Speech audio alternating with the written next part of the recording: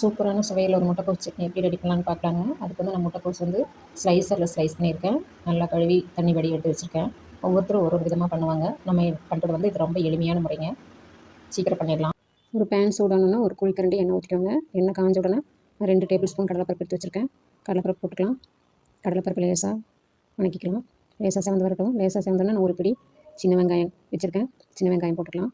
கூட வந்து 2 வரமிளகாய் போட்டிருக்கேன். நீங்கள் காரத்துக்கு தகுந்த மாதிரி சேர்த்துக்கோங்க. ஒரு துண்டு இஞ்சி போட்டிருக்கேன்.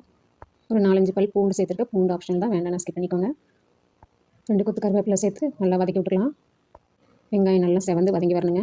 அதுக்கப்புறம் ஒரு கப் முட்டைக்கோஸ் துருவி வச்சுருக்கேன். அதையும் சேர்த்துக்கலாம். முட்டைக்கோஸ் நல்லா பச்சை வாசம் போகணும். நல்லா சுருண்டு வதங்கி வரணும். நல்லா செவந்து வரணும். அது வரைக்கும் நல்லா வதக்கணும். பாருங்கள், இந்த அளவுக்கு நல்லா வதங்கிடணும். நல்லா வதங்கினதுக்கப்புறம் நல்ல ஒரு அரோமா வரும். இந்த சமயத்தில் வந்து நம்ம 2 தக்காளி குட்டி குட்டியாக நறுக்கி வச்சுருக்கேன். அதை வந்து சேர்த்துக்கலாம். 2 குட்டி தக்காளி தான் போட்டிருக்கேன். தேவையான அளவுக்கு வந்து உப்பு சேர்த்துக்கலாம். சேர்த்து இதையும் நல்லா வதக்கி விட்டுலாம். கொஞ்சம் நேரம் மூடி போட்டு சிம்மில் வச்சு நல்லா தக்காளி வந்து மேஷ் ஆகிற அளவுக்கு நல்லா வதங்கி வரட்டும். வதங்கினோடனே ஒரு தட்டுக்கு மாற்றிக்கோங்க. மாற்றி நல்லா ஆறட்டும். எப்பயுமே வந்து சூடாக நம்ம மிக்சியில் போடவே கூடாது. உங்களுக்கு கொரகொரப்பாக வேணுமோ நைஸாக வேணுமோ எந்த மாதிரி வேணாலும் அரைச்சி எடுத்துக்கோங்க. ஒரு தாளிப்பும் கொடுத்தாச்சு. நம்மளோட அட்டகாசமான முட்டைக்கோஸ் சட்னி ரெடி ஆயிடுச்சு. இந்த இட்லி தோசைக்கு எல்லாத்துக்குமே சூட்டாங்க. இந்த வீடியோ உங்களுக்கு பிடிச்சா லைக் பண்ணுங்கள், ஷேர் பண்ணுங்கள், சப்ஸ்கிரைப் பண்ணுங்கள். தேங்க்ஸ் ஃபார் வாட்சிங்.